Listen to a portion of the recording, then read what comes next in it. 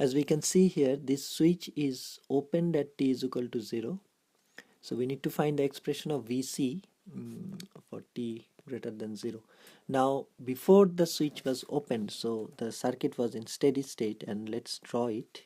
It would be like this: 4 ohms here, 2 farad here, 1 ohms here, and 20 volts here. Now this one was at steady state, and the capacitor was essentially, the voltage that the capacitor had was the voltage across this 1 ohm resistance, and the capacitor was open. So basically we can apply voltage divider rule to find what was the voltage before the switch was open. So Vc0 will be 24 plus 1 times 1, which is 4 volts. That's Vc0 before the switch, just when the switch was opened. So at t is equal to 0, the voltage across the capacitor is 4 volts.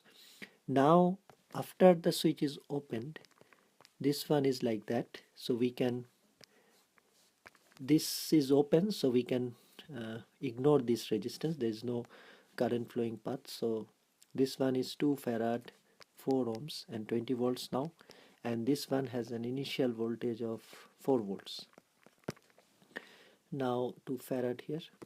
So we can first, the capacitor will be charged in this direction since this voltage is higher, and what will happen, there is a voltage source, that's why it will be charged up to that voltage, and initial voltage is 4 volts, and finally the capacitor will be open circuit and it will be charged up to Vc. So Vc infinity of course will be 20 volts because it will be open. This is also we know. If we look at the current will have two components, I transient, I steady state. Now I steady state will be 0 because the capacitor will be open and there will be no current flow.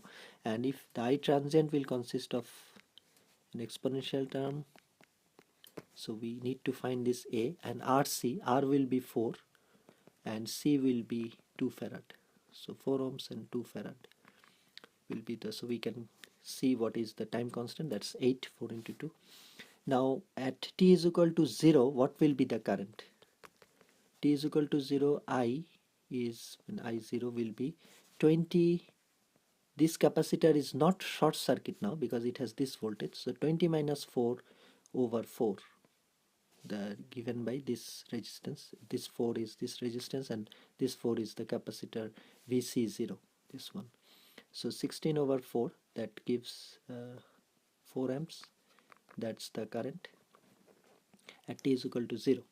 So the expression becomes 4 e to the power minus t over 8. That's I transient.